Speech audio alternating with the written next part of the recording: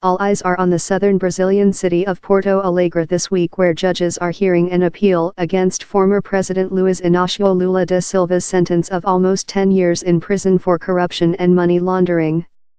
The decision could dictate the future of the country, as the NewsBays South America correspondent Katy Watson reports. While nobody knows which way the judges are going to rule, one thing is clear: whatever their decision on Wednesday, Brazil will be divided. Just 9 months ahead of what many describe as the most uncertain presidential election in Brazil in decades, the political fragility in this country is clear. It has been a fall from grace for Lula. He rose to power condemning corrupt politics and promised he would be different when he became president in 2003. But corruption scandals plagued him during his 8 years in power. In 2005, what is known as the Mensalão scandal nearly cost him his job. Nevertheless, he left office in 2011 with record approval ratings. But then came Operation Car Washington. The country's biggest ever corruption investigation started with the state-owned oil company Petrobras, but its focus spread as it uncovered more and more threads of the complex web of corruption. Some of Brazil's biggest business leaders and politicians have now been implicated, including current President Michel Temer and former Presidents Lula and Dilma Rousseff. Lula's sentence for corruption is just one of several cases against the former leader. While the appeal is underway, Lula has remained free, and opinion polls suggest he is the front-runner in the race to be elected president in October.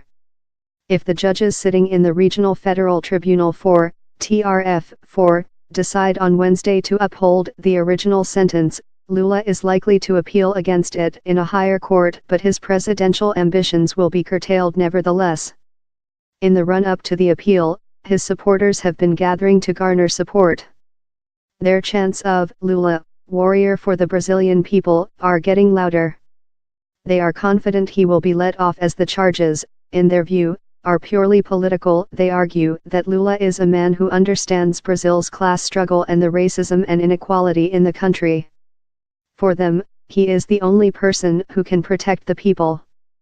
Members of Lula's Workers' Party are not contemplating any other scenario than Lula winning the appeal, local party leader Clayton Lita Coutinho says. The Workers' Party does not have a plan B, C, or D today. Our plan is called Luiz Inacio da Silva, he says at an event in São Bernardo do Campo, the place Lula calls home. Either Lula is a candidate, or we are going out on the streets. We will not accept any intrusion into Brazil's democracy. But for every Lula fan out there are also critics. Tom Abduch is one of the leaders of Nas Ruas in the Streets, the political movement which played a key role in the demonstrations demanding the ousting of Dilma Rousseff, who was impeached 2016 for illegally manipulating budget accounts.